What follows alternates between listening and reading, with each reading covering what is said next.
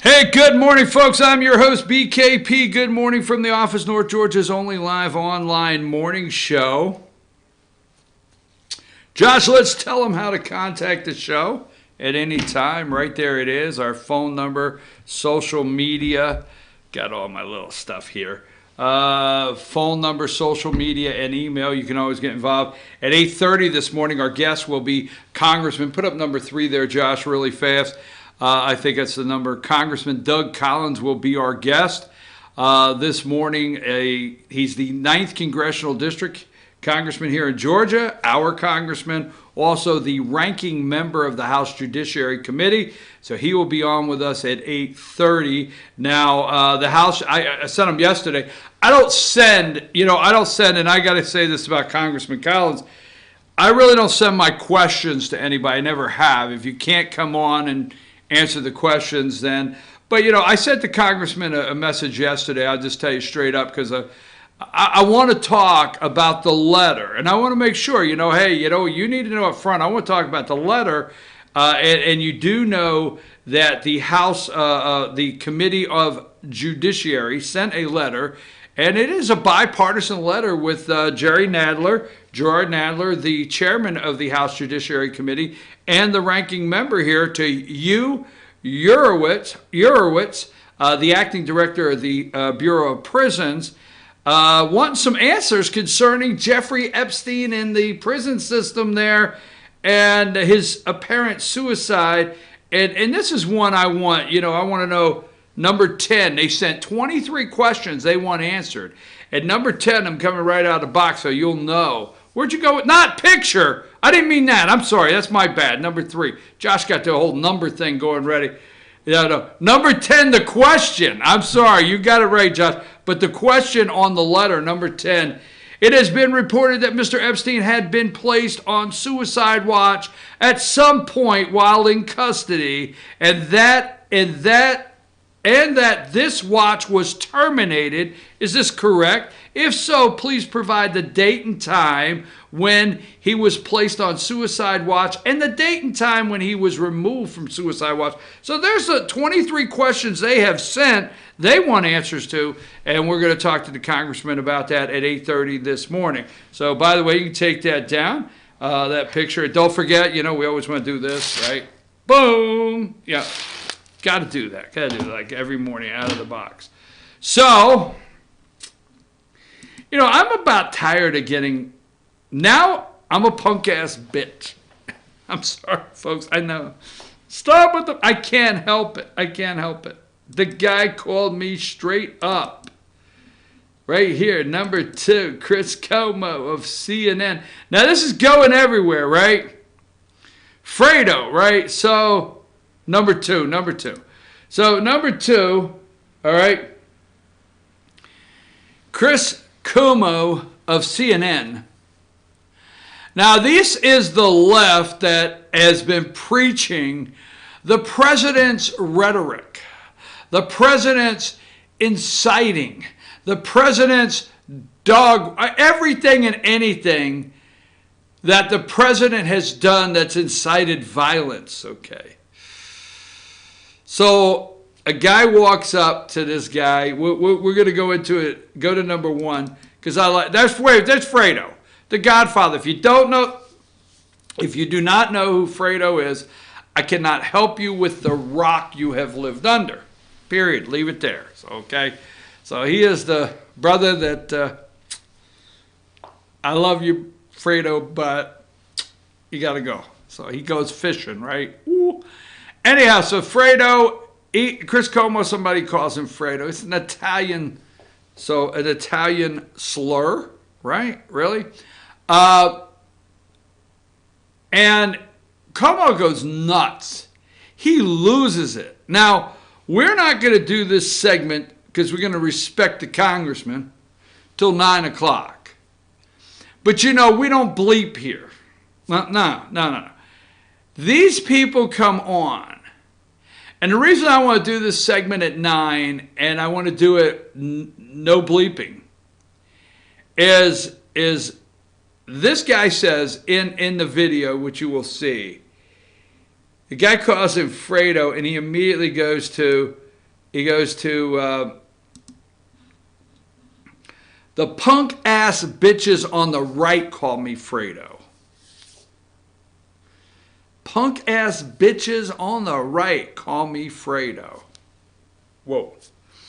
So, white supremacist, white nationalist, racist, a terrible human, un-American I am.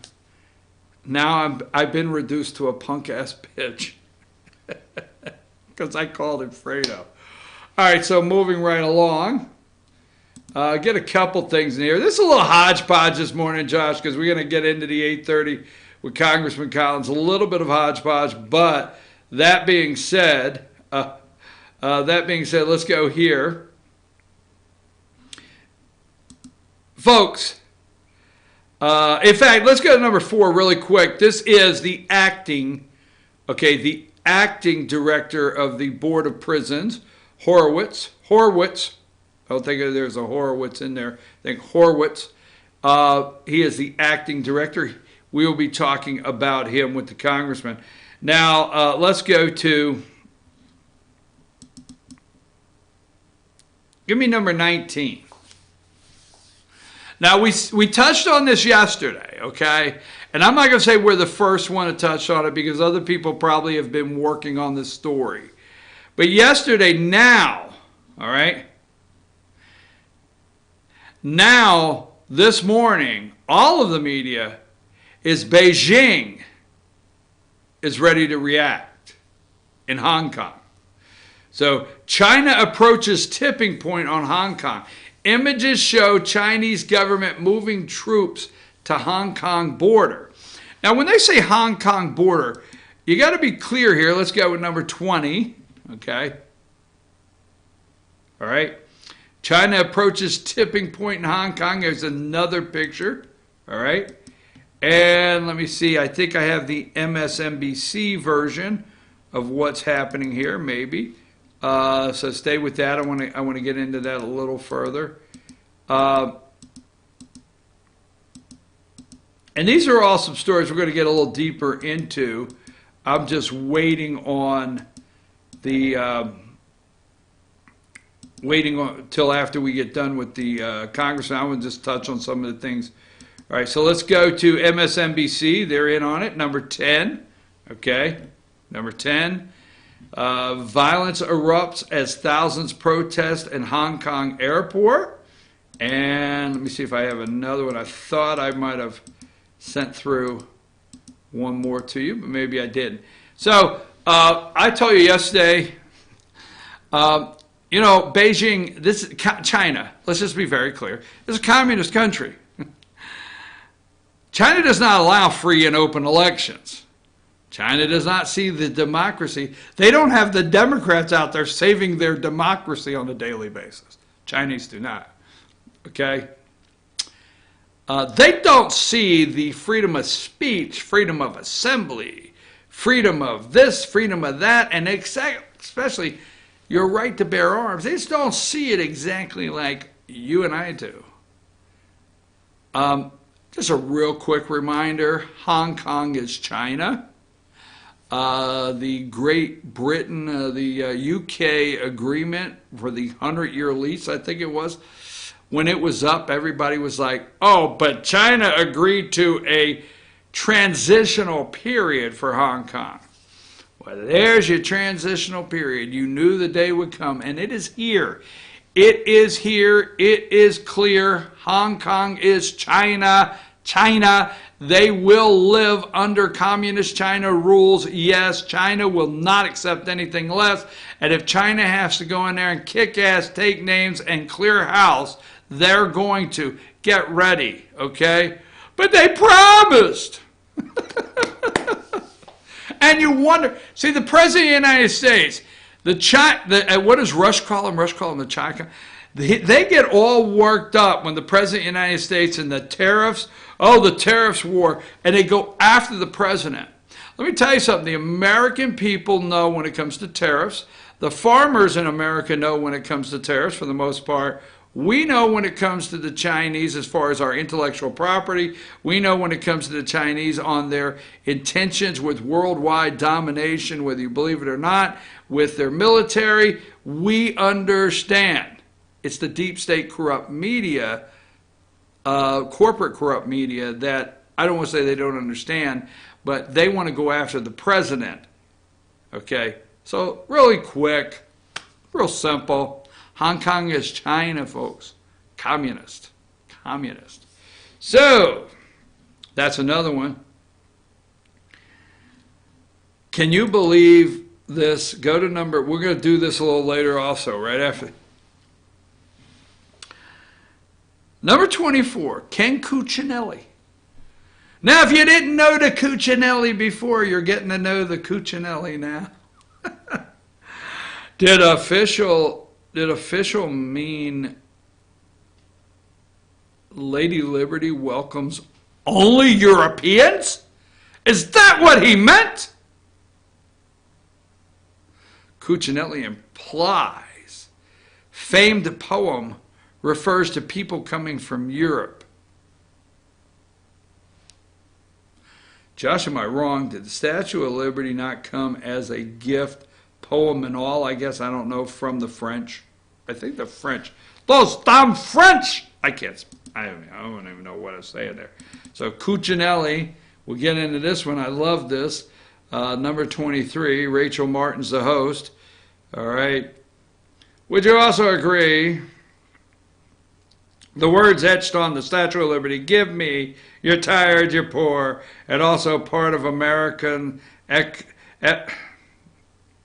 right.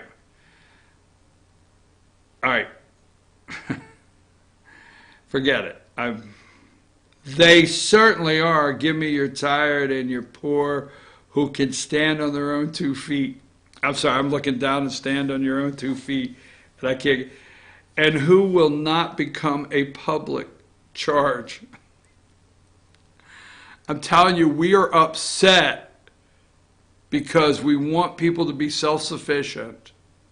I just look at stuff like this, and they are going through the roof because we want people to be self-sufficient. Now here's another one. This is like the morning of, these are things that we knew were coming our way. Here is number 12. Now this one, I don't know if anybody else out there did it. I own this one. This is Tom Steyer reaches donor threshold for September debates. Interesting. Interesting. Who told you? I did. Who said watch this guy last year? I did. Who brought this guy up multiple times? I did. Just take a minute. I did, right? Was never top shelf story. I watch his interviews. I know he's got the money. He has worked for, he lied and told you he was not running for president. He lied and said that if he could not find a candidate that met the requirements he was asking for out of a candidate, that he would run. But if he could, there's 23 candidates and he can't find a candidate to push some money over into. But what did he do? He missed the first 2 debates. But as the people are falling off the stage,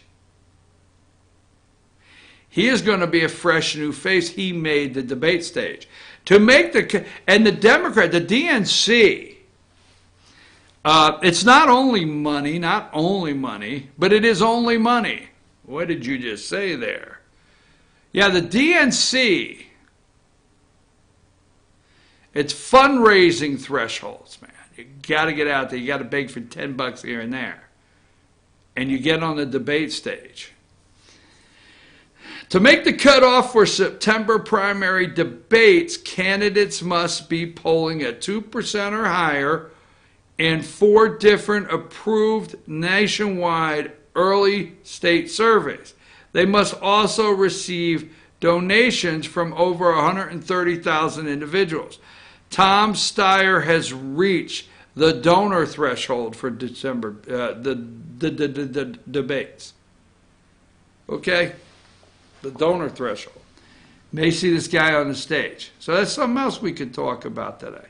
We got a whole list. All right? So, oh, by the way, number 20. I'm all over the map, but I'm just loving the hell out of this show this morning. Sorry, no bad words, no bad words. Kumo called me a punk-ass bitch. Those punk-ass bitches on the right call me Fredo. Every day I get up, they identify me. I mean, I could be sad one day. All right, listen, here we go. Number 25, right? Remember the crying girl's father? Well, they tracked him down. CNN has put in all this time to track down this little girl's father. Now, all right, I was told I was a terrible human being. Raise my hand. If you happen to be a terrible human being, would you please raise your hand? That would be me. Okay, that's what I was told. Okay, on social media, because I said this CBS interview with this little girl was scripted, made up, and it was made up and scripted, this little girl. Somehow they found this little girl. Somehow, she had tears in her eyes. Her daddy, somehow she knew the rent. She knew everything that was going to happen. Her dad's not a criminal. She begged for our government, remember, to please, government, have a heart. She had all the talking points. My God. And I was called, well, CNN has taken the time to track her papa down. Papa. I'm sorry, I'm in a mood. So here it is. Crying girl's father tracked down after ICE raids. Father taken by ICE agents. He broke the law. He is still in. Okay? So let's go to number 26. Number 26 there. Crying girl's father tracked down. All right? Is still being detained. Andreas Gomez is still being detained at facility in Mississippi. So if he's still being detained, maybe he broke the law. Maybe he doesn't have a good Social Security card. Maybe he doesn't have a good driver's license, birth certificate. Maybe he did break some laws. Maybe we'll have a crying girl video too. Crying girls go wild video too, right? All right, so Josh, before the congressman goes, the president, right? The president has, and this is the video here, Josh. It says President Trump on Bill Clinton. Let's pull that one. It's not a long one, but yesterday, Bill Clinton on Jeffrey Epstein's death. Okay, this was posted yesterday. And if you have that one ready, we're going to play that when it's only like 44 seconds. But the president retweeted something concerning Bill Clinton. The media won't touch. They're on defense of Bill Clinton today. They are on defense of Bill Clinton today.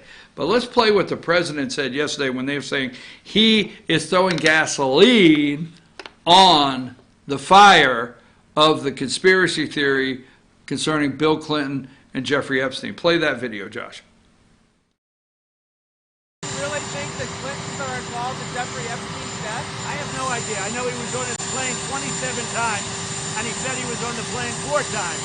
But when they checked the plane log, Bill Clinton, who is a very good friend of Epstein, he was on the plane about 27 or 28 times. So why did he say 4 times? And then the question you have to ask is, did Bill Clinton go to the island? Because Epstein had an island that was not a good place as I understand it, and I was never there.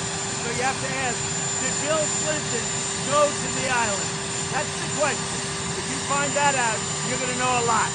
Thank you very much, everybody.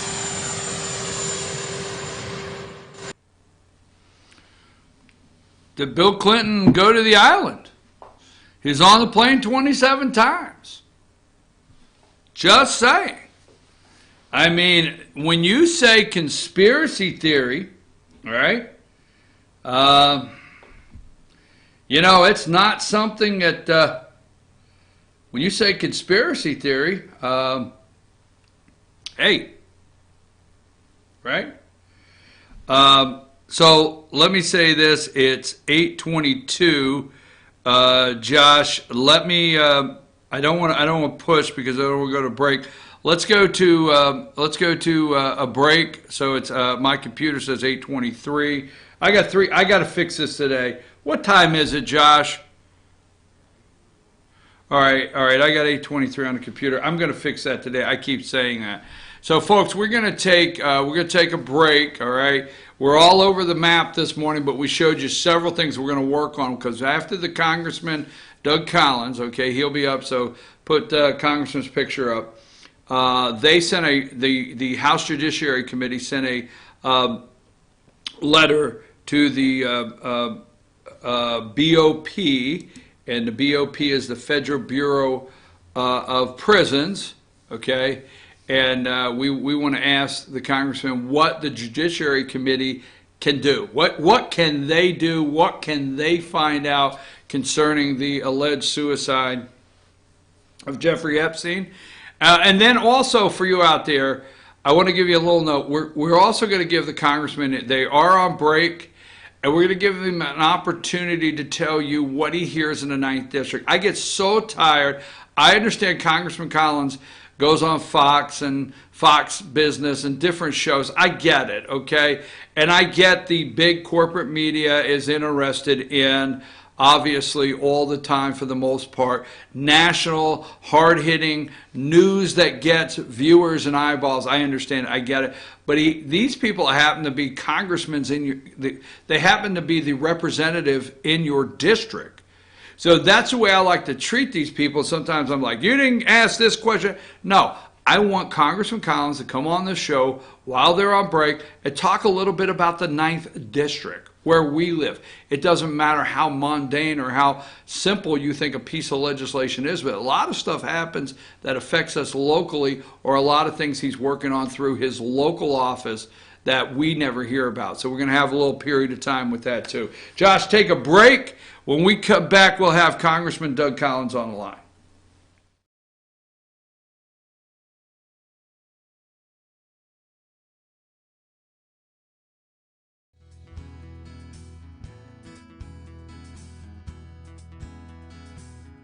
Hello, my name is Chad Watkins. I'm the manager at Larry's Body Shop.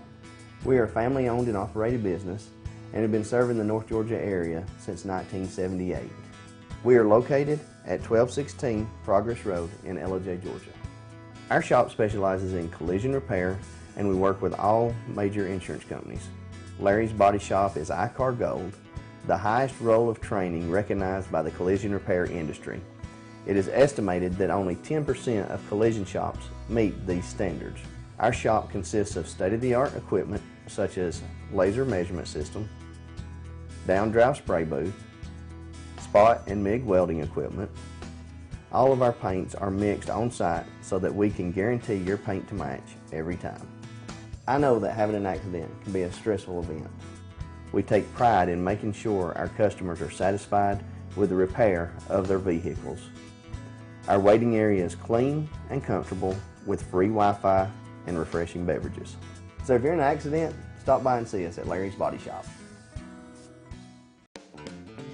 Ace is your helpful place for paint and home goods, tools, outdoor living, and lawn equipment. But did you know Ace Hardware of Blue Ridge is a little bit more? We have hunting rifles and accessories for your next hunting trip. We have Amish furniture imported directly from Ohio. And we have Ace Custom Woodworks for all your custom wood project needs, from cabinets to artwork. Ace Hardware of Blue Ridge, we have your new house in stock.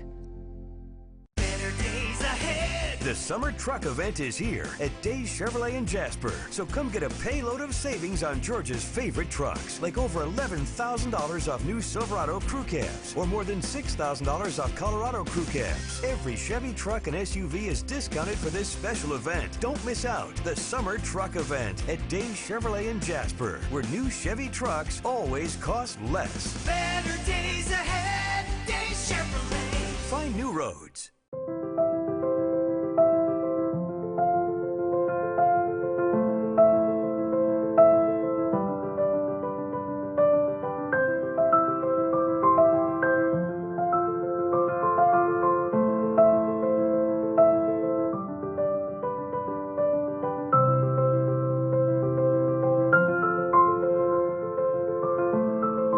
North Georgia Diamond is your source for diamonds in North Georgia.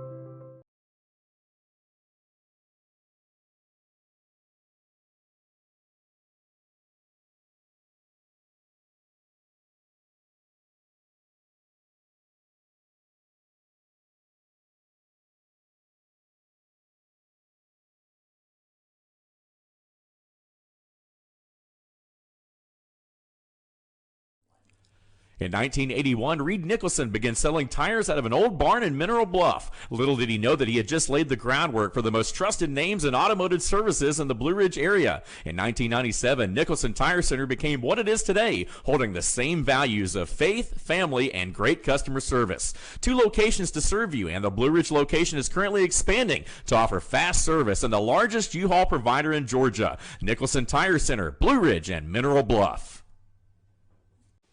Hi, I'm Rhonda the Mattress Lady, and this is my husband Gary, owners of Mattress Overstocked in Ella J next to Walmart. And we want to earn your business. From the time you walk in our door to the time we deliver your new mattress to your door, you will see the difference. Our selection and prices are the best in North Georgia, and customer service is our top priority. So y'all come on in and let us help you find the right mattress at the right price. That's Mattress Overstocked in Ella J next to Walmart.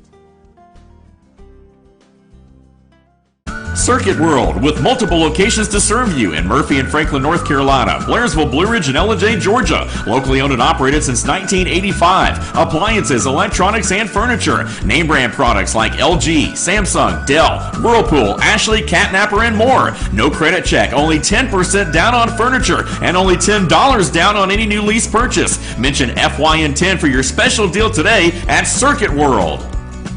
Do you feel like healthcare has become too impersonal? 8 times an hour, I'll get you in, I'll get you out. At Lifetime Medical Center, you're more than a number. We get to know you, not just your medical issues. Dr. Alana Kent is board certified in family practice and offers same-day appointments. She and her staff treat conditions from minor to chronic issues. Lifetime Medical Center, convenient to Jasper and Blue Ridge. This may sting a little.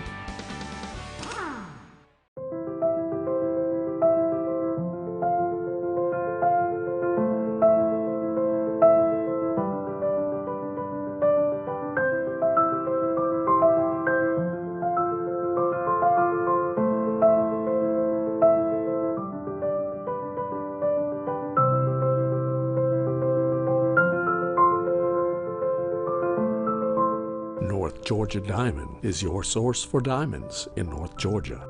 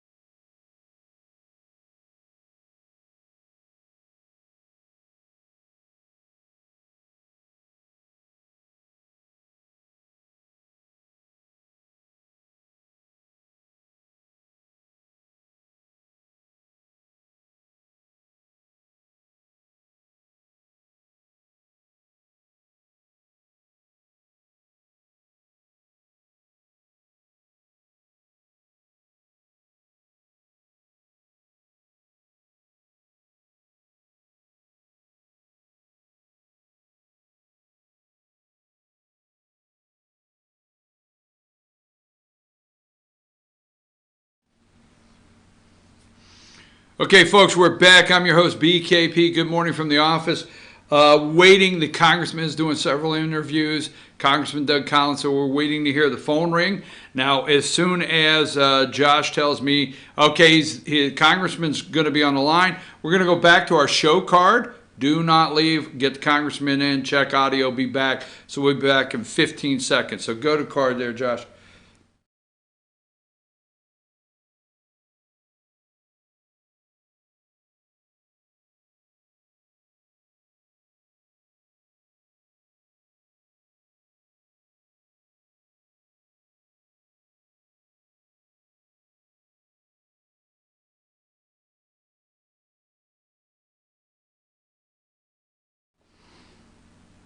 All right, folks, we're back, and I'm your host, BKP, and joining us on the line right now is the 9th Congressional District Republican Congressman Doug Collins, also House Judiciary Ranking Member. Congressman, how are you this morning? I'm doing well, Ron. Hope everybody is.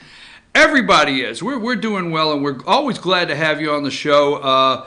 And obviously, there's never a lack of questions when you come on. That's for sure. Right? There's never a time when we don't have anything happening. Let's start right out of the box this morning with the letter that the House Judiciary Committee. It's a bipartisan letter with the chairman Gerard Nadler and yourself as the ranking member to you, Hurwitz, the acting director of the Bureau of Prisons, concerning Jeffrey Epstein's suicide at MCC. Tell us a little bit about this letter, what House Judiciary can find out, and why you guys are so interested in this right here.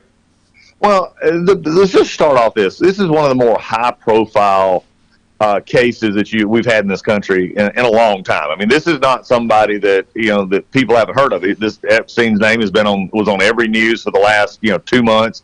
The pleas he were giving, the court cases, the lurid details that were coming out of his sexual exploitations of minors and the things that were happening there. So what concerns myself and the chairman is, how did someone who at once was on a suicide watch list, was he taken off of that? Why was he left alone in his cell? Why are we now finding out? And I saw even breaking stories this morning of officers sleeping through bed checks. They're falsifying records.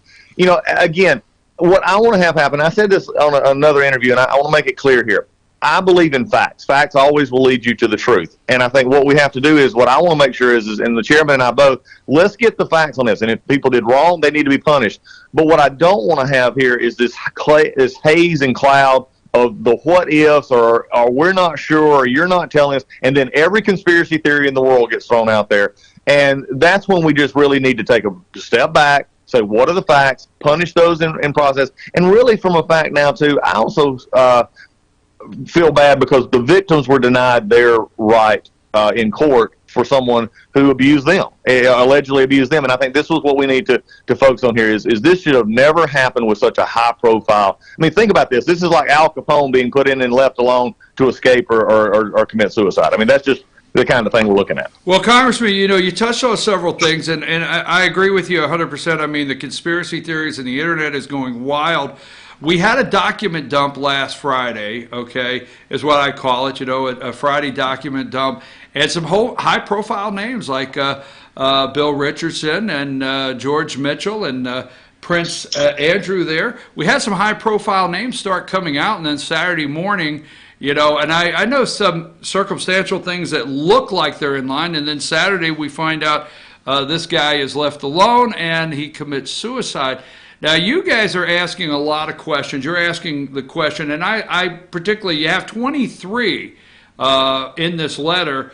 Number 10, you deal with asking, like, we're wondering this out here, might I say, suicide watch. I mean, how does this guy go from suicide watch? What did he tell the people, the psychologists, to get off suicide watch? I mean, there's so many confusing things here that just do not add up, and that's all I can say. Well, you're very right, and remember, and I do want to make this very clear. The documents that came out through the court records the other day. Let's also be very fair as well, as we are in this country. Anybody named in those documents are not automatically guilty. Agree. And I think that's something that because it could have had your name in there, it could have had my name in there. Absolutely. So I think we need, and so what this is again why I believe the Bureau of Prisons seemingly mishandled this so bad, because now we're not going to have those answers. Those days in court are gone. So for all of these stuff that may or may not be true, that may or may not have happened, are now just going to be left hanging because of really what it appears to be, frankly, at least on the surface, appears to be incompetence in the Bureau of Prisons handling a very, very high-profile prisoner. I'm going to take this to a step further. If we mishandle this prisoner, then I have a question for some of our Bureau of Prisons. How are we handling some of our high-profile terrorism people? How are we handling some of the ISIS and the jihadists that we have here in our max securities and other prisons? This just highlights a very much of a concern for me. That's why this letter is in depth. That's why this letter asks specific questions. They're more depositional style than anything else, because we want to get the answers on how this could have happened here in a facility in New York City. It's interesting you say that, because I thought the other day if I said on the show, people would think I was serious, but I'm hoping people are keeping an eye on El Chapo.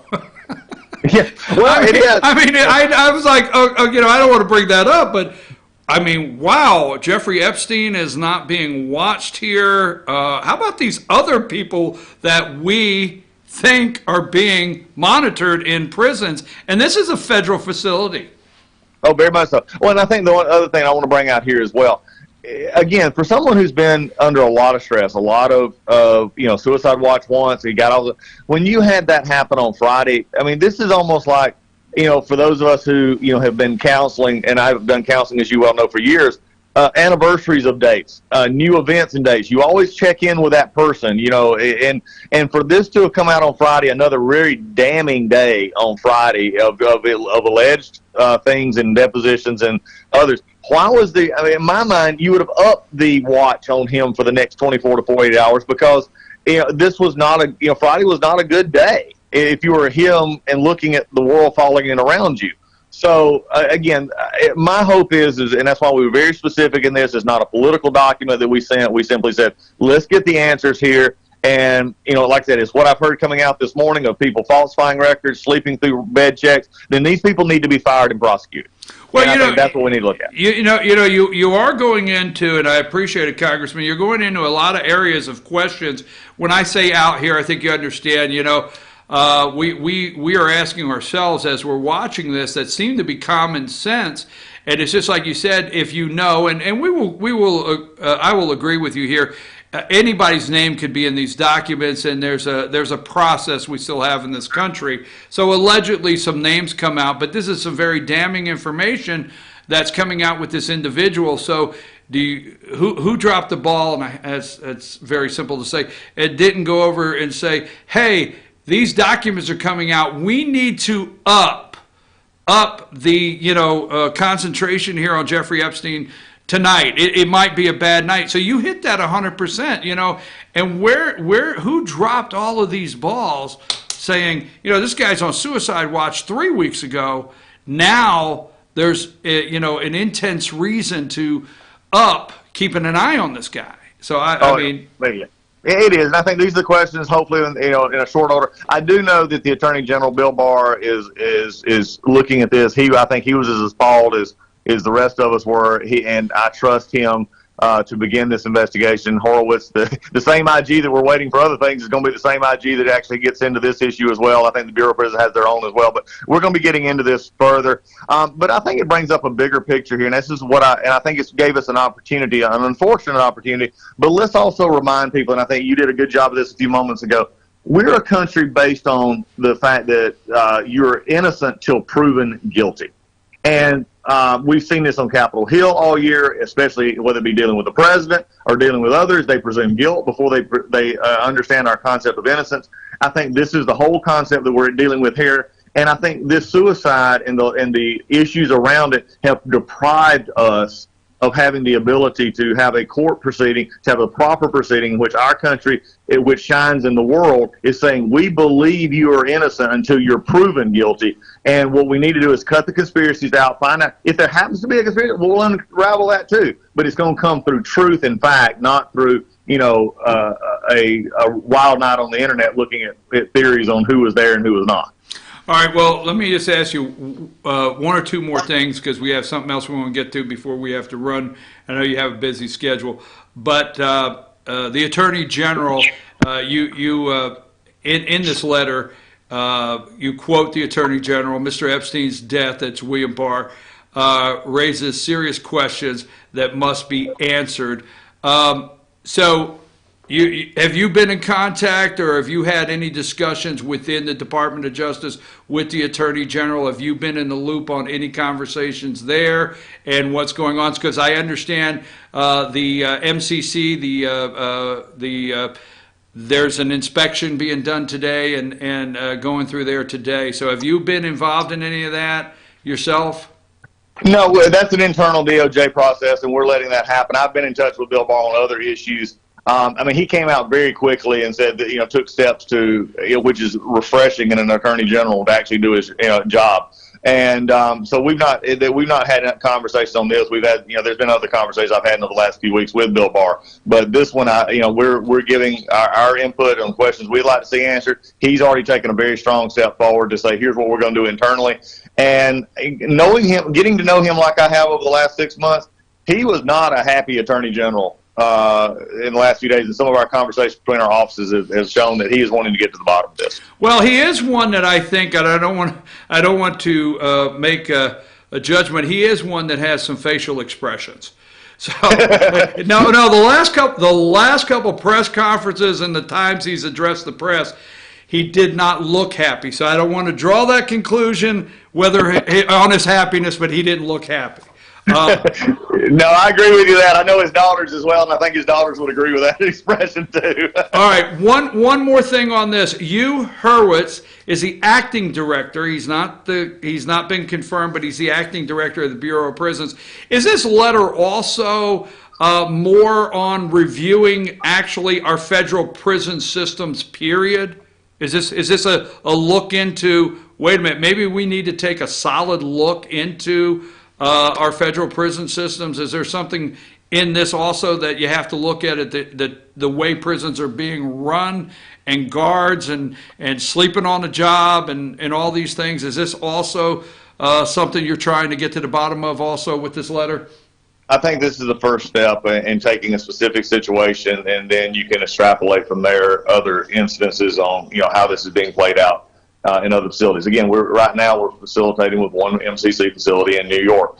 Is this actually happening overall? I think this would be a good time for maybe a stand down where you go look at your quality control measures, your other issues that you're having in these other facilities to make sure that it's good every time to look at your policies and procedures. What I've been very frustrated by, and this highlights for me, I chose to be restrained at this point, but it also goes to the fact that I've been asking my chairman for a oversight hearing with the Bureau of Prisons for the First Step Act and for other issues for the Bureau of Prisons. I've been asking for this for 8 months, and my chairman will not bring the hearing up. And that's been very frustrating for me. So now we have a tragic event that is highlighted and caused us to have to focus on a specific event when actually, we have been asking for some of this kind of oversight like you've asked for, or your question implied, for the last 8 months. And, maybe now we can. I mean, sometimes it takes a unfortunate event to have that happen, so maybe we can have it now. All right, well, let's wrap up here. We got a couple minutes left, and I just want to say this. Not everything's Washington, D.C., so let's bring it home to the 9th District. You've been visiting. I've been watching on the internet. You've been visiting many places, saying hello to a lot of people in the 9th District. What are you hearing as you travel around, and what are some of the things that are happening in our district here that you want to highlight that is outside of the Potomac? I think the good part about the district is the district's doing well. One of the things I'm hearing, because so many times we talk about problems, and I want to say this, in traveling around, we're seeing jobs. I think we're seeing new businesses open up. We're talking to communities who are coming together. I was just over in Forsyth County a couple of days ago, and we're in the 400 corridor right there. The tech corridor of 400 has been amazing, and I was able to sit with some businesses over there that are doing, blockchain, AI, or artificial intelligence. We're looking at robotics. We're looking at things that are really pushing the envelope, and these are coming out of Georgia and in the 9th District. you look on up into our others, our ag sector is doing well. We're finding new and amazing ways for our agritourism. You're seeing that. You'll just in just about 4 or 5 weeks, you're going to have your part of the world busting in apples and people coming all over the place, and the new businesses that happen. So I think I want to just start positive. The positive is that we're seeing in our district, we're seeing the results of the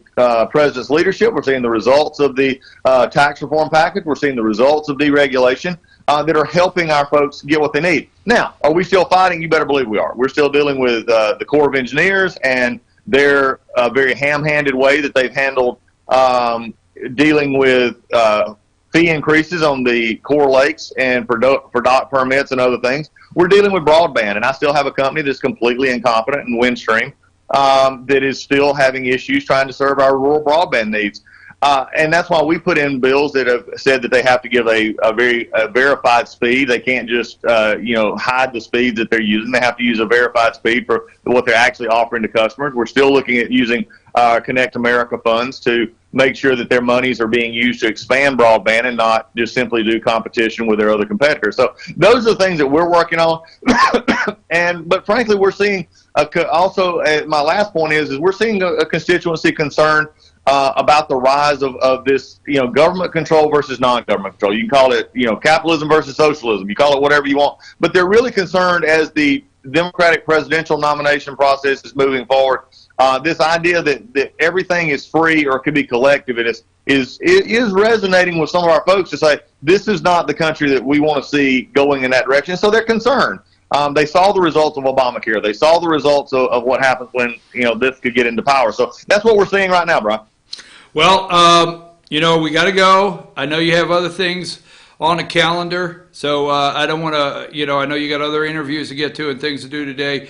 I want to get you back real soon, Congressman, and talk a little more direct on politics and congressional House seats across the country, and maybe some Republican strategy on how to win back the House. So maybe that's something I can get in touch with the office and we can get you back on and maybe focus on something like that real soon. Because I do know you spend time in your district, not to say that, but you do spend time helping Republicans get elected across this country, and I know you work hard at doing that. So I'd like to get you back real soon on that subject alone.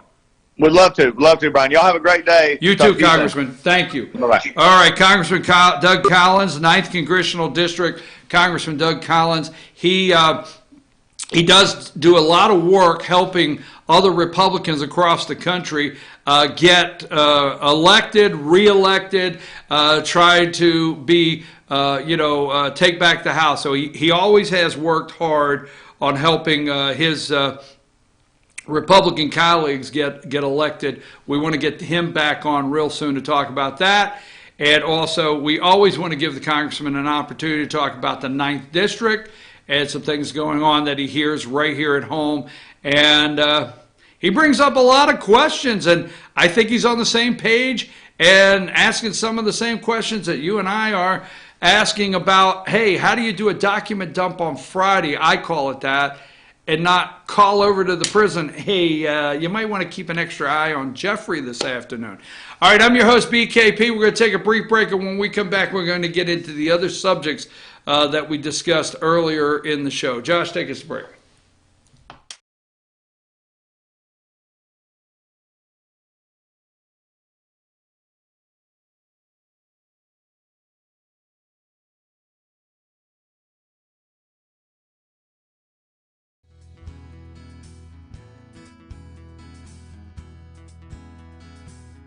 Hello, my name is Chad Watkins. I'm the manager at Larry's Body Shop. We are a family-owned and operated business and have been serving the North Georgia area since 1978. We are located at 1216 Progress Road in Ellijay, Georgia. Our shop specializes in collision repair, and we work with all major insurance companies. Larry's Body Shop is ICAR Gold, the highest role of training recognized by the collision repair industry. It is estimated that only 10% of collision shops meet these standards. Our shop consists of state-of-the-art equipment such as laser measurement system, down-drive spray booth, spot and MIG welding equipment. All of our paints are mixed on site so that we can guarantee your paint to match every time. I know that having an accident can be a stressful event. We take pride in making sure our customers are satisfied with the repair of their vehicles. Our waiting area is clean and comfortable with free Wi-Fi and refreshing beverages. So if you're in an accident, stop by and see us at Larry's Body Shop. Ace is your healthful place for paint and home goods, tools, outdoor living, and lawn equipment. But did you know Ace Hardware of Blue Ridge is a little bit more? We have hunting rifles and accessories for your next hunting trip. We have Amish furniture imported directly from Ohio. And we have Ace Custom Woodworks for all your custom wood project needs, from cabinets to artwork. Ace Hardware of Blue Ridge, we have your new house in stock. The summer truck event is here at Days Chevrolet in Jasper. So come get a payload of savings on Georgia's favorite trucks, like over $11,000 off new Silverado crew cabs, or more than $6,000 off Colorado crew cabs. Every Chevy truck and SUV is discounted for this special event. Don't miss out. The summer truck event at Days Chevrolet in Jasper, where new Chevy trucks always cost less. Better days ahead, Days Chevrolet. Find new roads.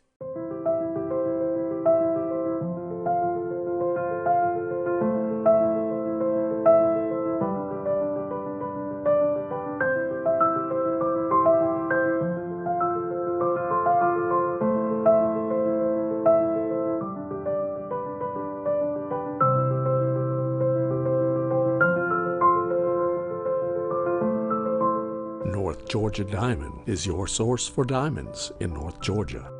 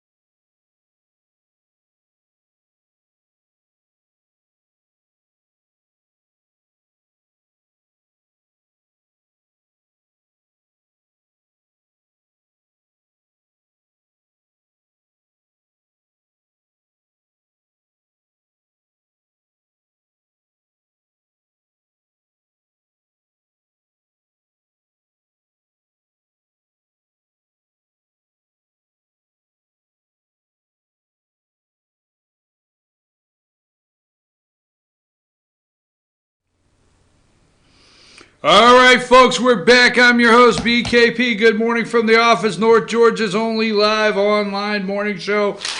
Bam! Just always be ready for it, folks. If I make this move, be ready for it. So, anyhow, you know, that could look like I'm supporting a candidate. I mean, I am now a punk-ass bitch on the right. You punk-ass bitch. Yo, bitch.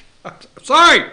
Why do you blame me? Why do you get upset with me? Why do you put notes on there of, you know, my language into it? I don't do any of that. Once I get off, if I'm sitting around with friends, I go somewhere. Doesn't happen. I mean, we don't sit around and say, hey, punk ass. We just don't. We don't say that. All right, I'm your host, BKP. Good morning from the office, North Georgia's only live online morning show. And let's show them how to get in touch with the show. Right there you go. There is the show. All right, now what I do, let me get to the videos here. So there is the, let's see, pick video.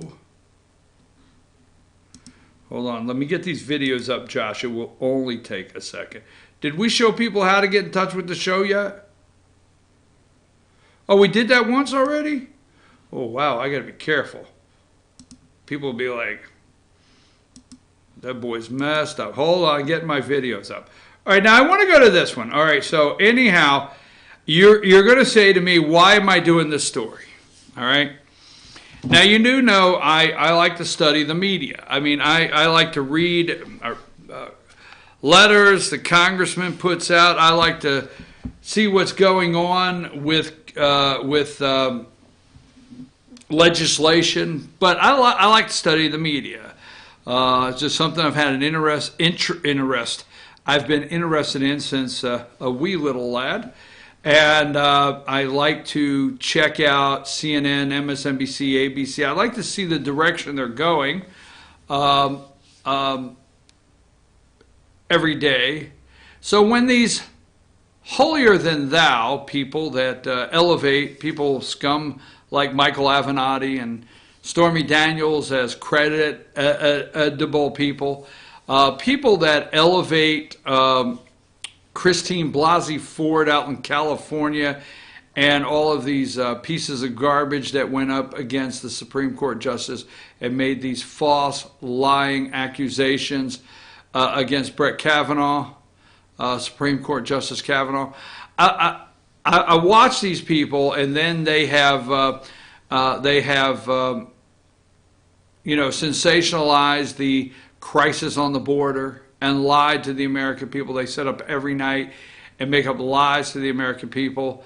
And then I watch Chris Cuomo and these people attack my president, Donald J. Trump, as a racist, as a white nationalist. They have caused every racial divide.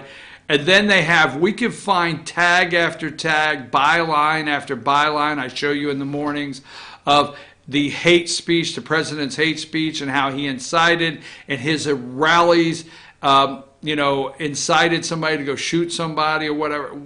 We have that all day. But the left is never highlighted. Never.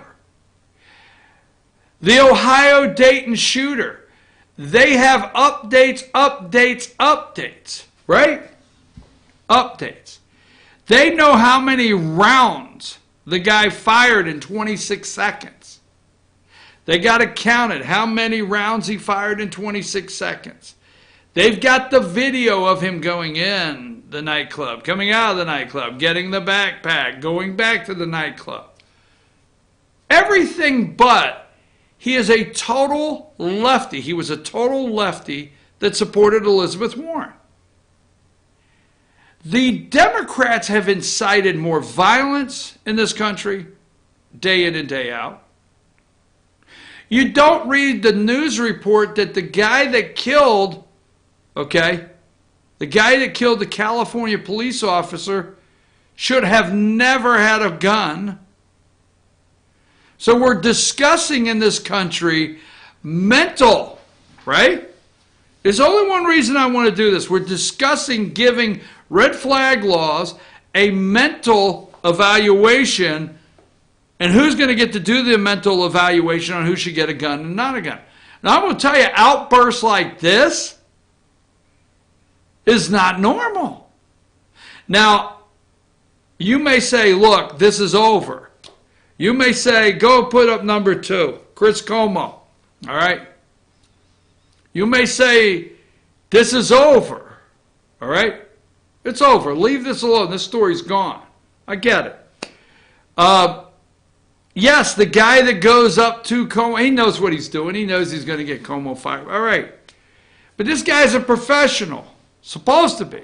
You walk in where somebody yells Fredo, just keep walking. Head over to the cheesecake table or whatever you're doing. Some guy keeps yelling, leave him alone. What the hell? You're the guy bringing in the bucks. You don't give a crap.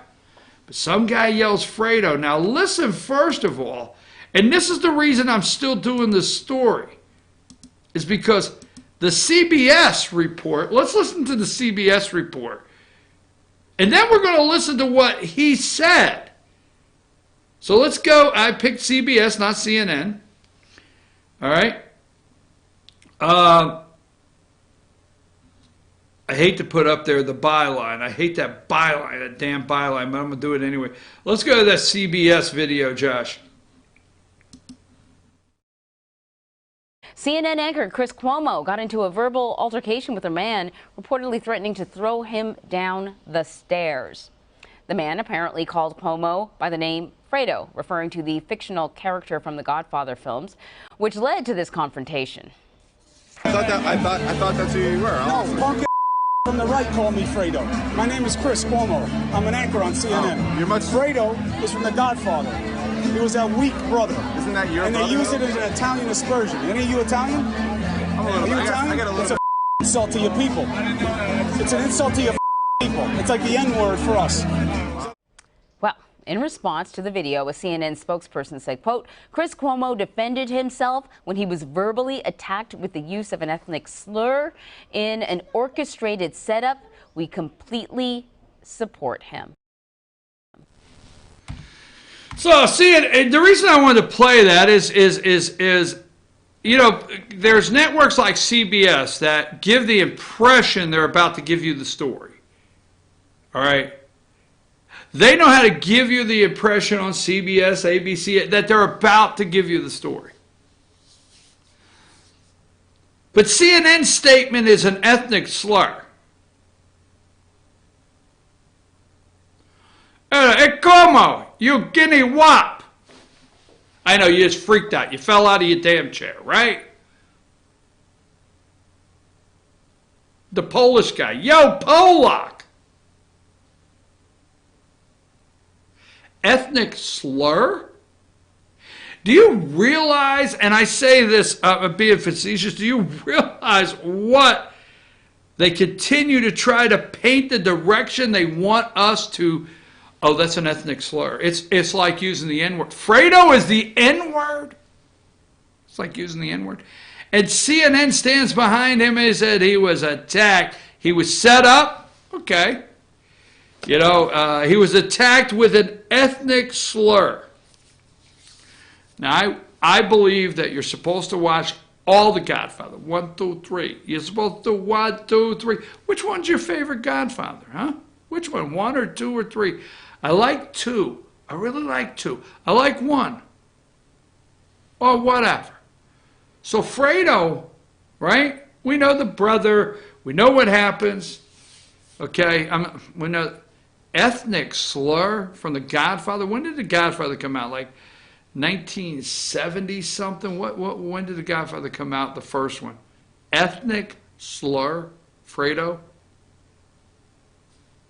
I don't know. Maybe in the Italian community you don't say Fredo anymore. You don't name your kids Fredo. I don't know. So Josh, now listen, here, let me tell you this before we go, okay? We don't bleep. We don't bleep. Now, if your children are around the TV, remove them. If you are offended by foul language, turn away. It's not that we want to play it, okay? But we do not bleep on this show. The reason is you need to see how raw, how nasty, how ugly. And I'm going to tell you why. I'm going to tell you why we don't bleep this out. It's not because we want you to just hear bad words after we play it. So here is the encounter with Chris Cuomo and a fight with a Trump supporter. You on the right punk-ass bitches. So again, remove the children. Tell them to put their headphones on and listen to bitches and hoes or whatever they do because they've never heard a bad word Little Johnny, move away from the TV. It's about to get ugly. Go in the bedroom. Shut the door. Go on your computer. I wonder what's happening in there with little Johnny. He should be at school. Anyhow, I know I didn't even have to go there. So let's play this. No bleeps. Kill it now. Last warning. Go to Josh, CNN's Chris Cuomo's fight with Trump supporter over Fredo. I thought that's who you were. No, punk ass bitches from the right call me Fredo. My name is Chris Cuomo. I'm an anchor on CNN. You're much. Fredo is from The Godfather. He was that weak brother. Isn't that your And brother? they use it as an Italian aspersion. Any of you Italian? Are you Italian? It's a fucking insult to your people. It's an insult to your fucking people. It's like the N-word for us. Is that a cool fucking thing? You're a much more reasonable guy in person than you seem to be on television. Yeah, but if you want to play, then we'll fucking play. If you've got something you want to say about what I do on television, then say it. But don't call me a Hey fucking man, insult. hey, listen. What? I don't want any problems. Yeah, you're gonna have a big fucking problem. What's the It's problem? a little different on TV. Don't fucking insult me like that. I didn't insult you. The fuck you call me Fredo? It's like I call you punk bitch. You like that? You want that to be your nickname? I didn't call you that. You called me Fredo. You know my name's not fucking Fredo. I thought your name was. You did not think my name was fucking Fredo. Don't be a liar. You want to be a man, stand up like a man. I'm standing up, man. You want to be a man, I'm here. Then fucking own it. Then own what you said. Hey. Then own what you said. Listen, man, I don't have a problem with you, man. Yeah, you're going to have a fucking problem. What? What are you going to do about it? I'll fucking ruin your shit. something then. I'll Do fucking something. throw you down these stairs like a fucking punk. Please do. Why, so Come you on, can you don't wanna fucking do sue? that. You don't wanna So you do can that. fucking sue? Well, why don't you do it Go then? take a swing. You want to call me Fredo? Take a fucking swing. I'm not gonna swing Take at a you. fucking I'm swing. not gonna Watch your swing. fucking hands. I'm not gonna Take a swing. swing. Watch your Hey, fucking I'm not hands. gonna Take a swing. swing. I'm No, not come on, gonna- boy. I'm not Come gonna on, boy. defend you. So I'm you not- want to call me I'm shit? not- Call me shit hey, then. listen, man, I'm right I'm not fucking doing here. anything. I'll fucking wreck your shit. I'll fucking wreck your shit. Stop. You didn't you didn't know what you were doing when I you thought called it me was your Fredo? name, You man. didn't know. I thought it was your name. You didn't know, right? Hey, you didn't know what you were saying, right? I thought it was his name. I'm breaking it up. I'm breaking it up. This is my buddy. Hey, look at all these cameras. You're in for it. You're in for it. I'm in for what? You're You in call me for it. fucking Fredo? You're in for it. You call me Fredo? Really? Take a swing? You are a broadcaster at night on a I know you don't like CNN, but you're on a major network broadcasting at night. You're inviting somebody take a swing? And look at that. I tell you what. He needs a whole bar. He needs a whole case of Lifebuoy soap to wash his mouth out. Now, the reason I didn't bleep that, and I apologize to you, I don't want, but see, here's what the networks do, like CBS, and I understand they're not going to. They're on broadcast. I get it, okay? I get it.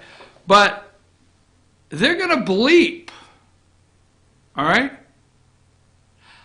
This is this guy's language. He's using this anytime, anywhere. Go with number one there. Is that number one? Is he number one? Put that picture up. That's this guy's language, man. It's all the time he uses that language. He is going to effing throw a punk-ass bitch down the effing stairs? Whoa. Does this guy really need a gun? Who over at CNN is backing him? You back that kind of behavior? Of what you call an ethnic slur? Let me tell you, I don't want to go down that road right now, but I grew up next to an Italian family, several. But I mean, I know what Italians get upset over when it comes to a slur. Wow, like the Fredo's the N-word. Now, the only thing I want to go with here before we leave this, okay? And here's the reason I wanted to highlight this, and I hate to say highlight it this morning, is that's who they are, okay? All of them. Now, I'm not going to say you've got women and men on MSNBC, ABC, and CBS, and all the others that are that foul language. But they will come on and report to you that the President of the United States said bullshit. Sorry, or the President of the United States used language that incited a riot, the president's behavior. These people think they're up here. And I've always told you in the media, these people right here, there's a lot more Chris Cuomo's out there, that as soon as they cut the camera, these people use and let the language fly. But they happen to be appalled at the President of the United States. And you just go on. I don't want to waste time on that. But what I'm saying to you, this is who these people are. You know that, okay? This guy should not have a gun. This guy should not have a job. If CNN had any credibility whatsoever, Chris Cuomo's job would have been yesterday, or the day that this surfaced would have been his last day. But no, he will be on. Now, I don't know. I don't watch his show. All right, I do not. So I don't know if he has come on and he's answered this. I don't know if he's come on and looked at the camera and apologized to it. I don't know what he's done. But that's who they are. And they let it fly. And did you hear his filthy mouth? That's why I didn't believe it. This filth. They're absolutely disgusting in these newsrooms. These corporate, all right, corrupt deep state newsrooms are filthy, nasty, they're foul language. These are despicable people. And he's one of them. And he should not have a gun. Chris Cuomo, I tell you what, you have the nerve, and I'm going to say to him because they all did it, you have the nerve to go on TV and call me white privilege, white nationalist, white supremacist, all the list of things that you call me on a daily basis, that you don't know me. Okay? Now, last but not least, punk ass bitches on the right. Now you call me a punk ass bitch, white nationalist, white supremacist, white nationalist terrorism, rhetoric, all the above. All these things, you call me a racist. You and your colleagues around the corrupt deep state media, corporate media, have called me a racist if I support the President of the United States. That's all I have to do. You've called me everything. Now you call me a punk-ass bitch. You people are despicable. You're nasty. Your newsrooms are an enemy of the people, and you should not have a gun. Because I tell you what, he invited this guy. Come on, take a swing, take a punch. He threatened harm to this guy over Fredo. I tell you what, I don't know what happens if you get called a guinea wop. I'm sorry, America. You know I love my Italian friends. You know I love everybody. It's the media that hates all of us. And they're trying to racially divide this country on a daily basis, as people like this are despicable. So I can only say despicable so many times unless I'm on a Looney Tunes cartoon. What did Daffy Duck used to say? Despicable, right? Take us a break, Josh, and we'll be back. And we'll talk about Ken Cuccinelli and the crazy-ass thing that the government, we would kind of like for you to support yourself. Oh, my God, you want white Europeans. Racial divide on a daily basis. Take us a break, Josh.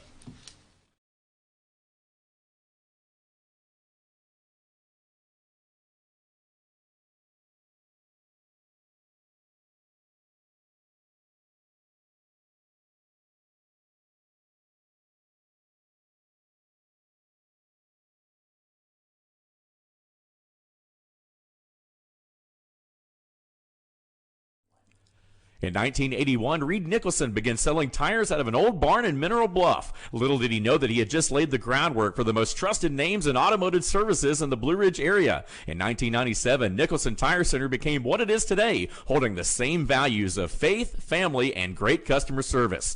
2 locations to serve you, and the Blue Ridge location is currently expanding to offer fast service and the largest U-Haul provider in Georgia. Nicholson Tire Center, Blue Ridge, and Mineral Bluff. Hi, I'm Rhonda the Mattress Lady, and this is my husband Gary, owners of Mattress Overstocked in Ellijay next to Walmart. And we want to earn your business. From the time you walk in our door to the time we deliver your new mattress to your door, you will see the difference. Our selection and prices are the best in North Georgia, and customer service is our top priority. So y'all come on in and let us help you find the right mattress at the right price. That's Mattress Overstocked in Ellijay next to Walmart. Circuit World, with multiple locations to serve you in Murphy and Franklin, North Carolina, Blairsville, Blue Ridge, and Ellijay, Georgia. Locally owned and operated since 1985. Appliances, electronics, and furniture. Name brand products like LG, Samsung, Dell, Whirlpool, Ashley, Catnapper, and more. No credit check, only 10% down on furniture, and only $10 down on any new lease purchase. Mention FYN10 for your special deal today at Circuit World.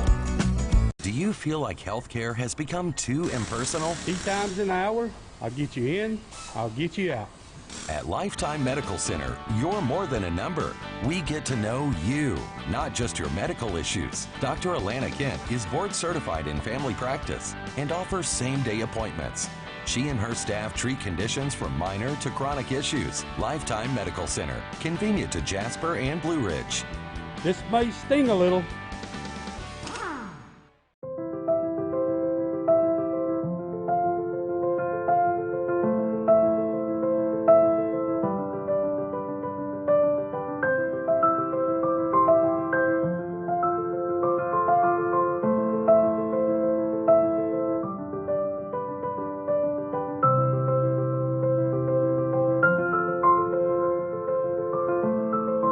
North Georgia Diamond is your source for diamonds in North Georgia.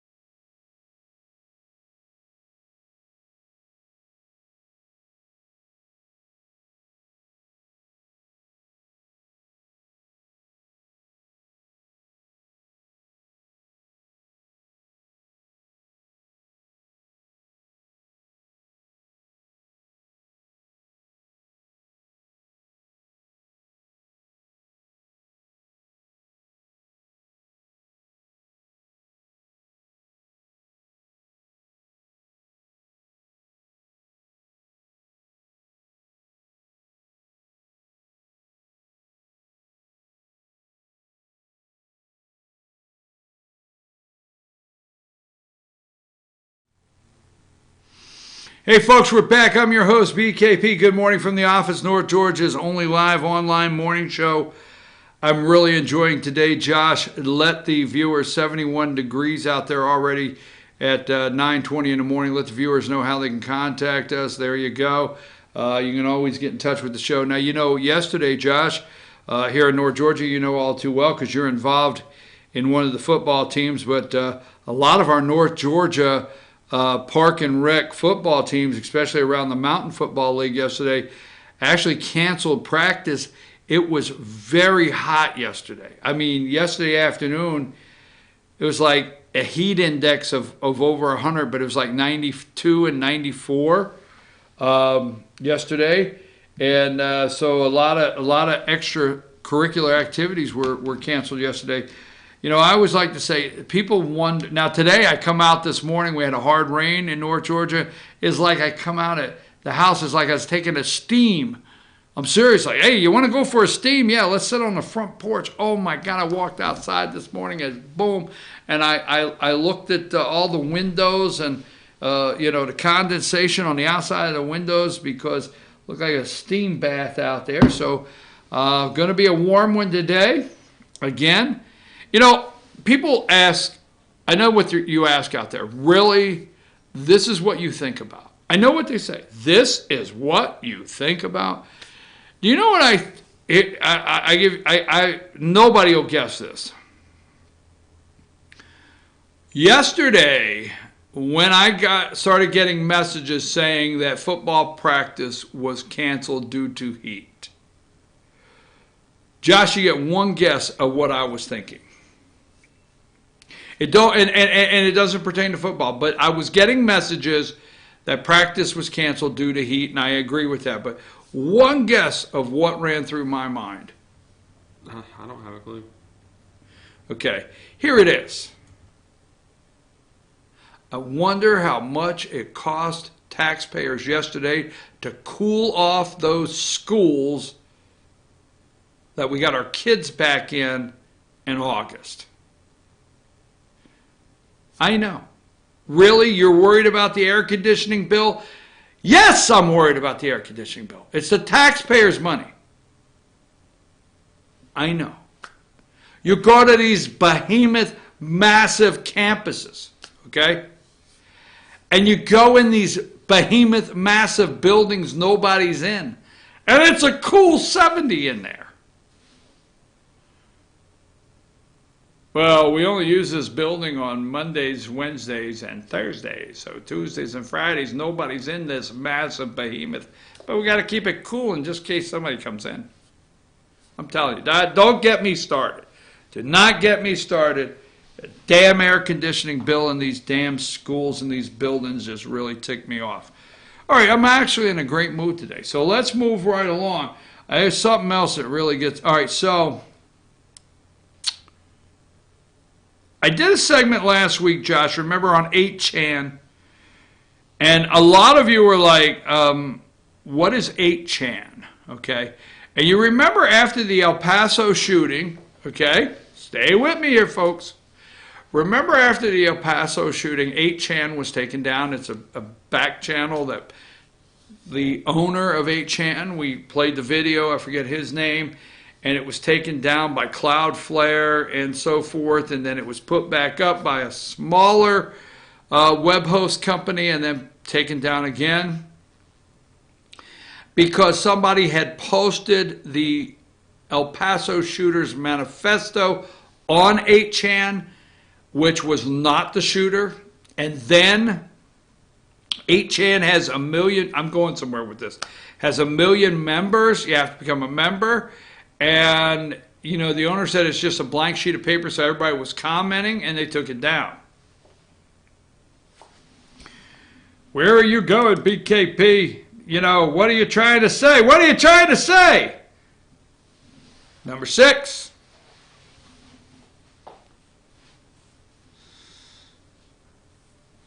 BuzzFeed. Jeffrey Epstein's death was on 4chan, similar to 8, before officials announced it, and authorities had to look into it. Someone, we understand, from the NYFD, New York Fire Department, or EMS, or somebody, Epstein's death was posted on 4chan before the public got it. Before authorities, I understand, got it, and before the New York Post. Was the New York Post the first? 40 minutes before the Post. It was on 4chan. Number 7. Jeffrey Epstein's death was on 4chan before officials announced it, and authorities had to look into it. Detailed breakdown of procedures allegedly used to resuscitate Epstein which suggests the poster may have been a first responder, medical worker, or otherwise privy to detail about efforts to resuscitate the disgraced financier. Number 8.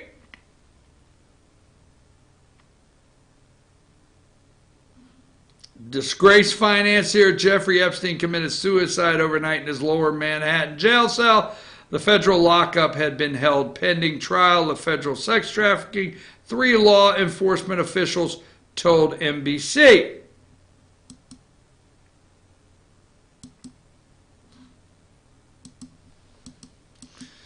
Let's see if I have any more. I don't think I do.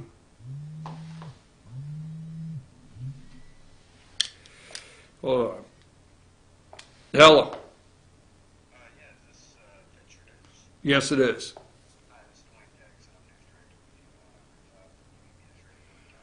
Yes. Okay. Yes. I can call you back after 10. I'm in a meeting right now, and I'll call you back. That's okay. I just wanted to, all right.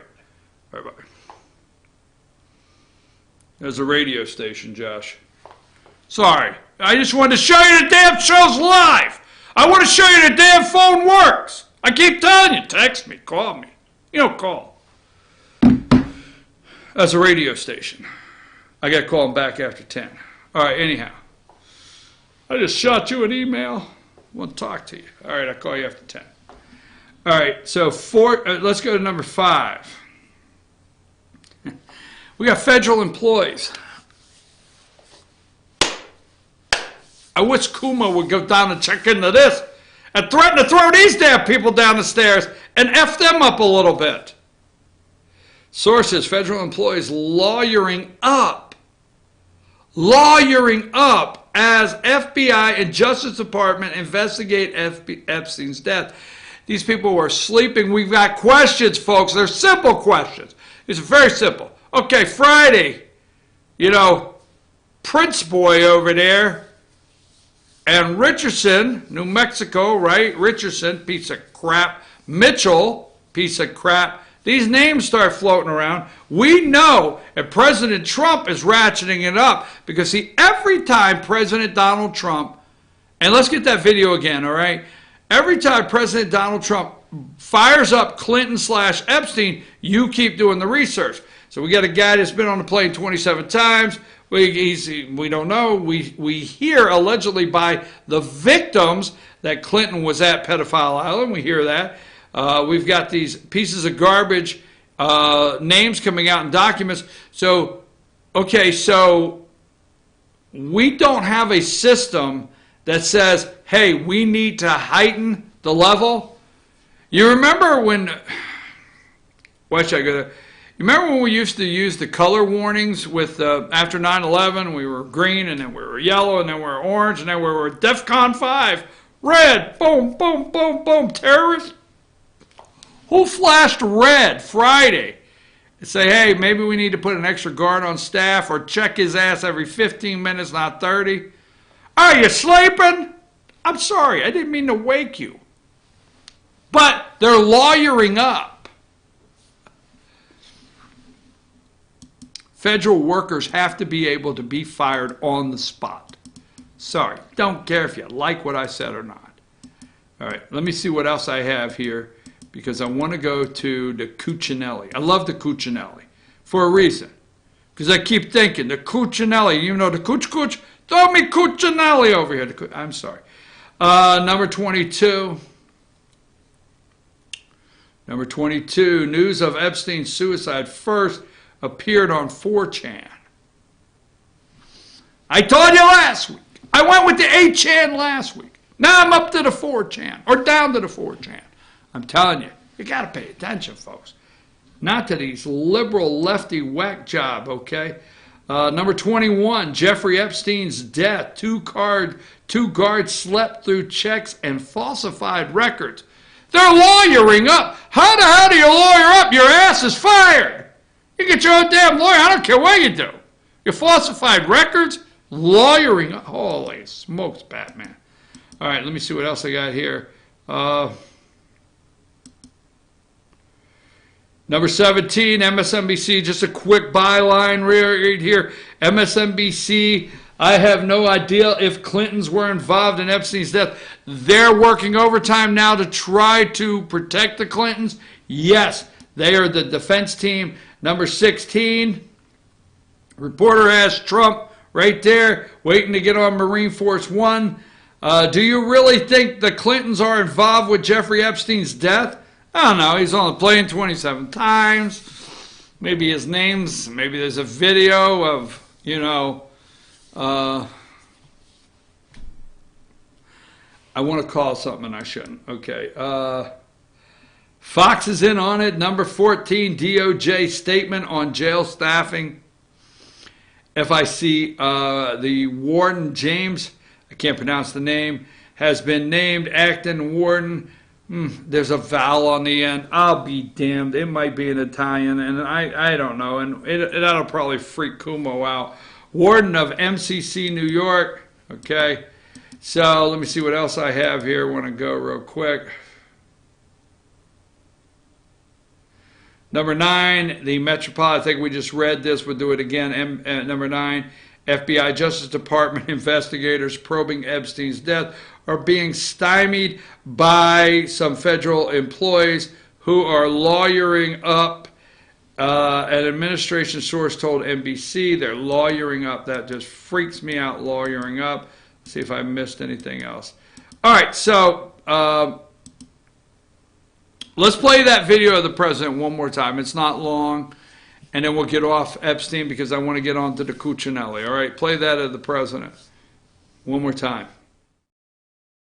Really think the Clintons are involved in Jeffrey Epstein's death? I have no idea. I know he was on his plane 27 times, and he said he was on the plane 4 times. But when they checked the plane log, Bill Clinton, who is a very good friend of Epstein, he was on the plane about 27 or 28 times. So why did he say 4 times? And then the question you have to ask is, did Bill Clinton go to the island? Because Epstein had an island. That was not a good place as I understand it, and I was never there. So you have to ask, did Bill Clinton go to the island? That's the question.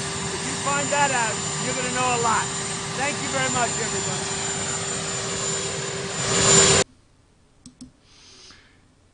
Did Bill Clinton go to the island? If he did, you're going to find out a lot.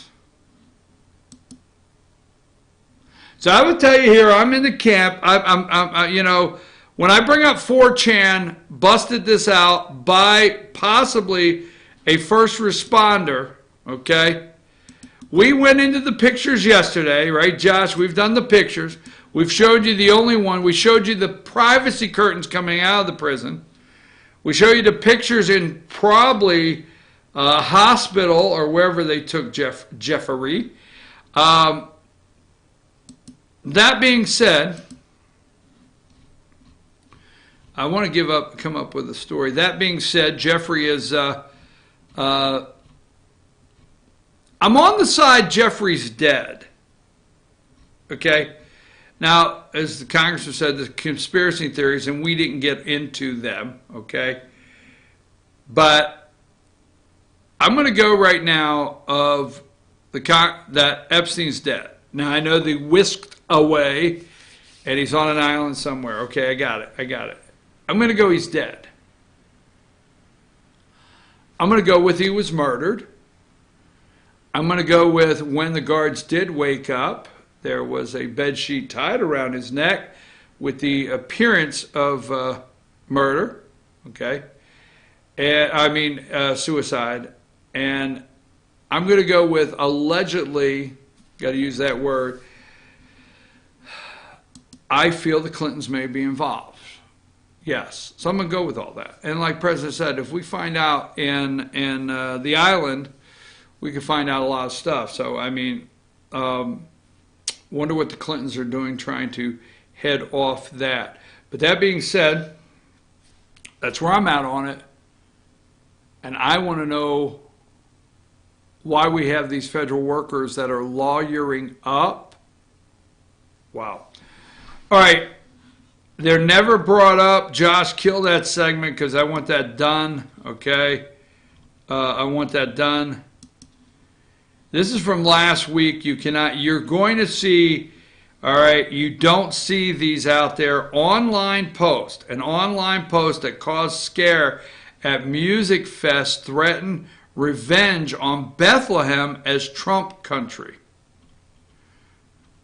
Where is this story at? A New York City man who made an online threat to promote increased security at Music Fest appeared to target Bethlehem, that's Pennsylvania, as payback for supporting President Trump. All right. No criminal charges have been filed. All right. The Morning Call reviewed the online post, all right, which tied a recent mass shooting in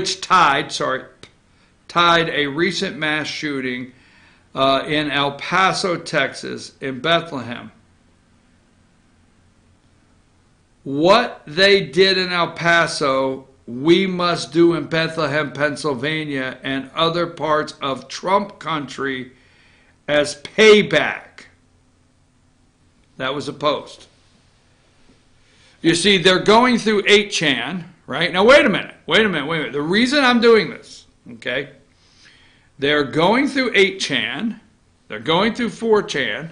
They're going through your internet post, okay? And they're blowing them up as breaking news. They're blowing them up as, look at what Trump's done. But these kind of stories do not come out of how nasty Democrat Facebook pages are, Democrat website supporters. Chris Cuomo, this is what the quote said on the post.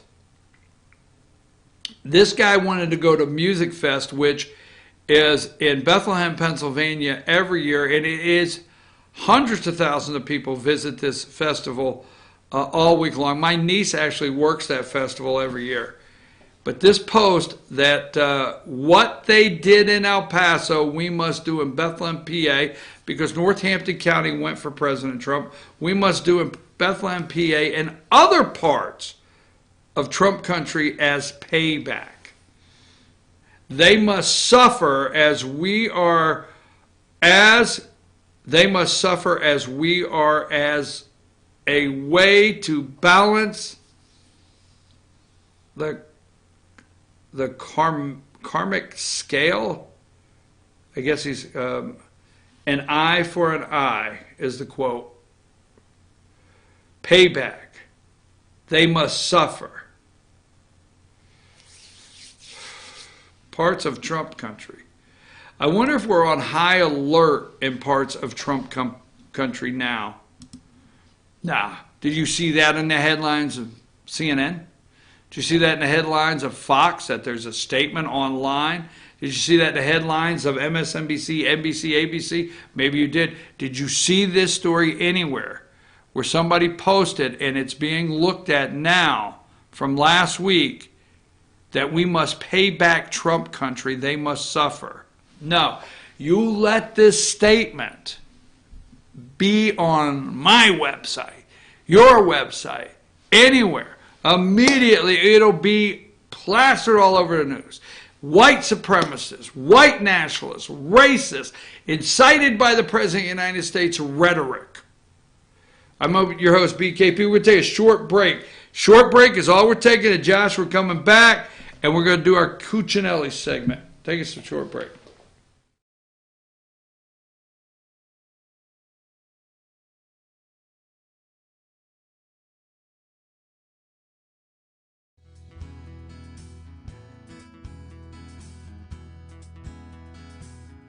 Hello, my name is Chad Watkins. I'm the manager at Larry's Body Shop. We are a family-owned and operated business and have been serving the North Georgia area since 1978. We are located at 1216 Progress Road in Ellijay, Georgia. Our shop specializes in collision repair, and we work with all major insurance companies. Larry's Body Shop is ICAR Gold, the highest role of training recognized by the collision repair industry. It is estimated that only 10% of collision shops meet these standards. Our shop consists of state-of-the-art equipment such as laser measurement system, down-drive spray booth, spot and MIG welding equipment. All of our paints are mixed on-site so that we can guarantee your paint to match every time. I know that having an accident can be a stressful event. We take pride in making sure our customers are satisfied with the repair of their vehicles. Our waiting area is clean and comfortable with free Wi-Fi and refreshing beverages. So if you're in an accident, stop by and see us at Larry's Body Shop. Ace is your healthful place for paint and home goods, tools, outdoor living, and lawn equipment. But did you know Ace Hardware of Blue Ridge is a little bit more? We have hunting rifles and accessories for your next hunting trip. We have Amish furniture imported directly from Ohio. And we have Ace Custom Woodworks for all your custom wood project needs, from cabinets to artwork. Ace Hardware of Blue Ridge. We have your new house in stock. The summer truck event is here at Days Chevrolet in Jasper. So come get a payload of savings on Georgia's favorite trucks, like over $11,000 off new Silverado crew cabs, or more than $6,000 off Colorado crew cabs. Every Chevy truck and SUV is discounted for this special event. Don't miss out. The summer truck event at Days Chevrolet in Jasper, where new Chevy trucks always cost less. Better days ahead, Days Chevrolet. Find new roads.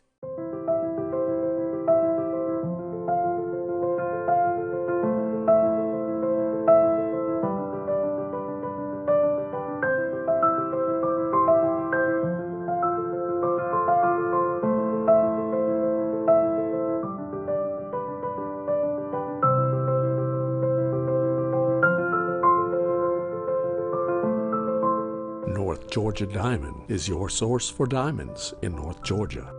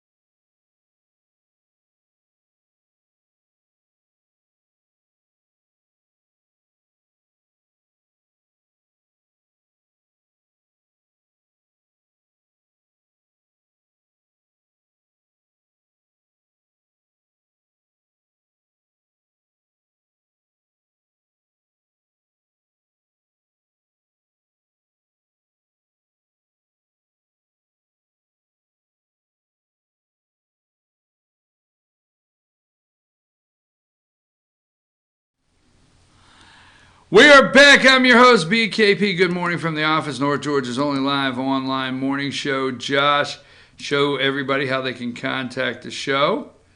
All right, and then let's go here. Okay, so first of all, remember, let's go to 25. This all comes together, okay? So we found the crying girl, remember, this past week. Father tracked down after the ice raid. So we found her father. She's in a detention center.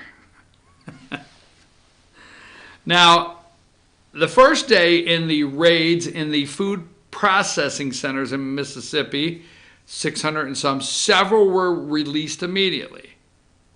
Okay?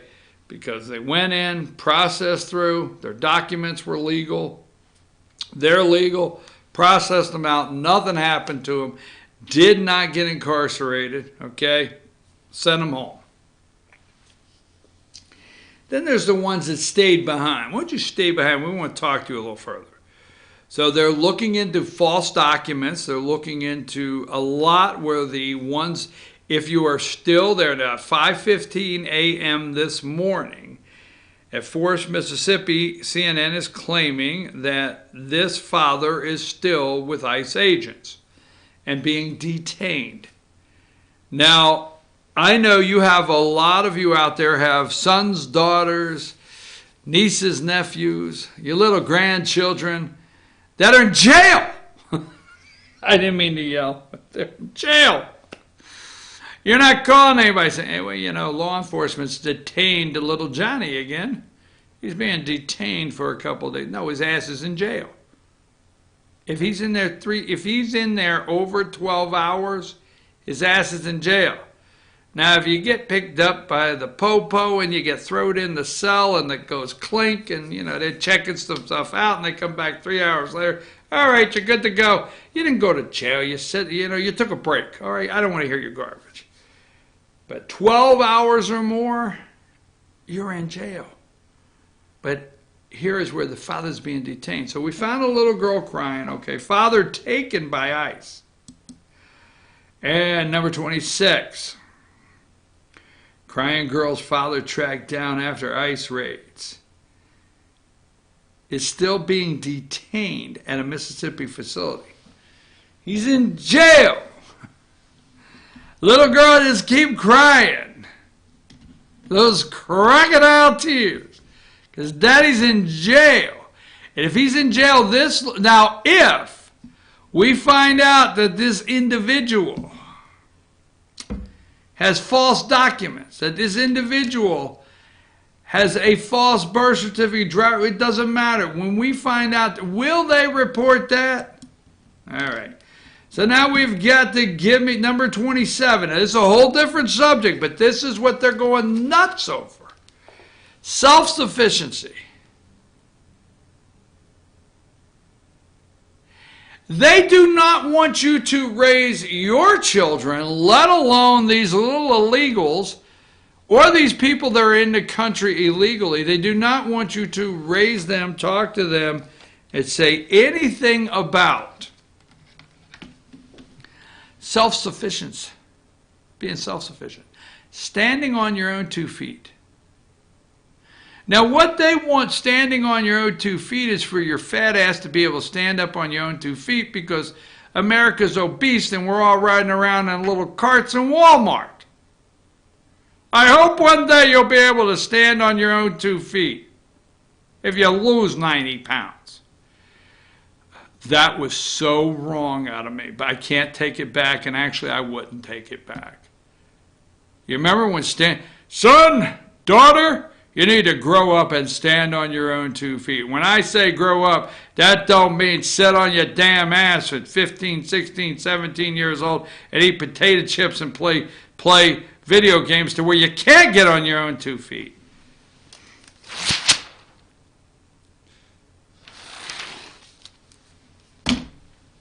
So Cuccinelli comes out and says, we have the Statue of Liberty, and we know the Statue of Liberty was sent over about the time that the majority of the immigrants coming into this country legally came from European countries, okay?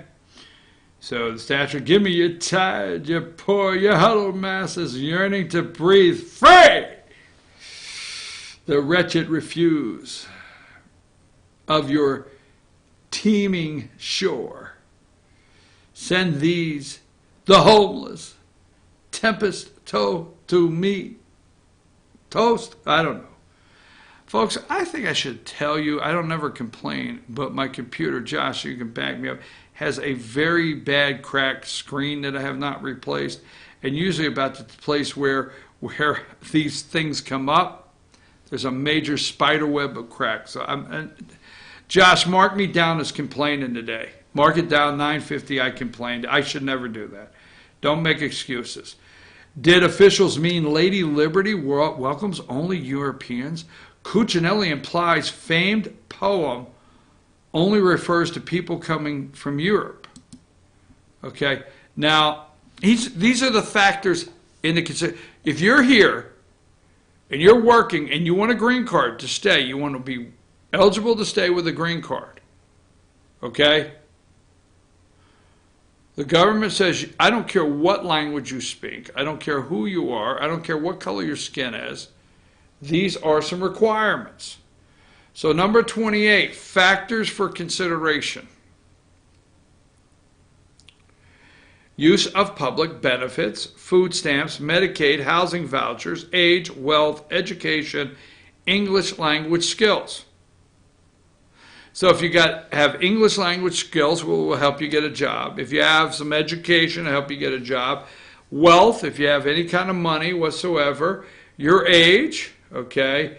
If you're 65 or older and you're not an American citizen, and all you're going to do is go straight on our Medicare, disability, whatever, housing because you're a senior citizen, why should we take you and go back to the country, okay?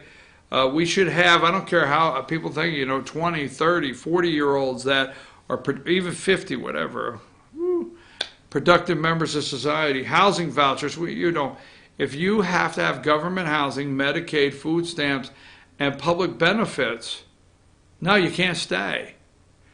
Because the taxpayers, you and I are paying this bill. You can't stay. That's how simple it is. Number 29. Did official mean Lady Liberty welcomes only Europeans? That's another tagline. Now, number 30, CNN. Citizens and immigrants average welfare benefits. That's what they did a chart. Citizens and immigrants average welfare benefits. Medicaid, SSI, Social Security. Why are we worrying zero on an immigrant's benefits? Because if you are here and you're an immigrant and you're trying to get a green card, we're not paying your bills. We are just not going to pay your bills. Last but not least, CNN. Number 23. Cuccinelli.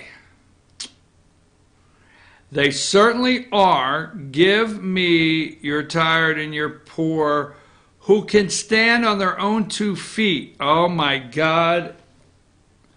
And who will not become a public charge. Ken Cuccinelli, Acting Director of Citizenship and Immigration Services. Thank you, Ken. Thank you very much. That right there, he did not rewrite the poem. He's just saying, yes, give me you're tired and you're poor, who can stand on their own 2 feet. These pieces of garbage, Cuomo being one, could go back and look at Ellis Island, okay? They could go back and do the research on the moron test. Yes, exactly, look at the moron test, okay?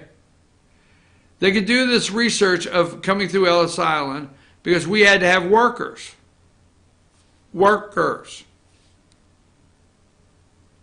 And they came here, they may have been poor workers. May have been uneducated workers. They came here at a time that the federal government and FDR did not create all of these, safety nets,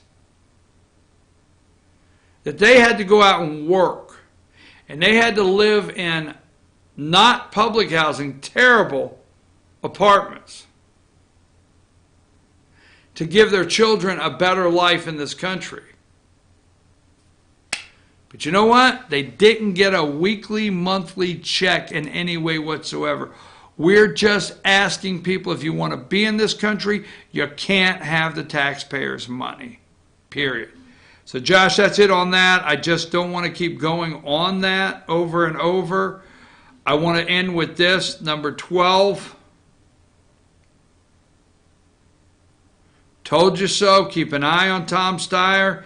He has reached the threshold for the September debates. Okay?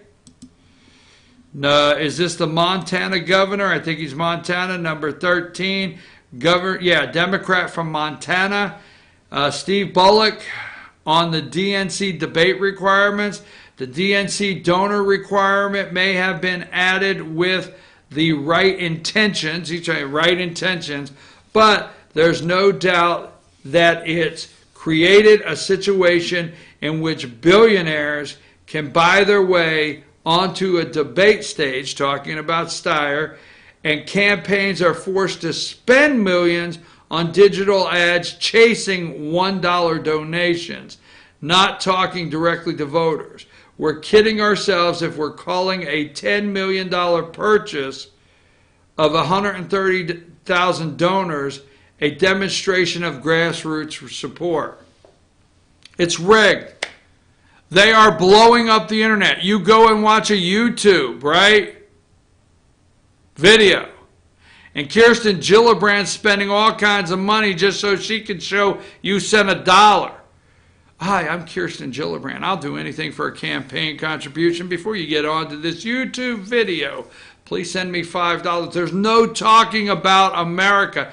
Anything they could do to sensate. This is a despicable, disgusting process to get your message out to the people that you may want to vote for you because you think I don't care Democrat or Republican, you think you have a great idea on moving the country forward.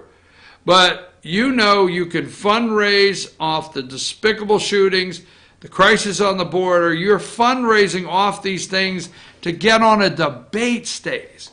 Wow. Well, Governor Steve Bullock calls it out in Montana just like it is. You know, we're trying to get, debate money, donors. Really? Really quick reminder before we go. This is the floor number 15 of the Hong Kong airport at 6:37 p.m. in Hong Kong. Police warn protesters at Hong Kong airport. Let's go with number 20. China approaches tipping point on Hong Kong. Images show Chinese government moving troops to Hong Kong border. Just a little clarification before we go. Hong Kong is China. It's not a border. They don't have a border. It belongs to China. It will not be a democracy. They will not have freedom of speech. They will not have freedom to bear arms. They will not have any of that. And it's coming to a head, and you will watch it unravel on TV and wait for China to end the feed in Hong Kong. 8 a.m. Take us out of here, Josh.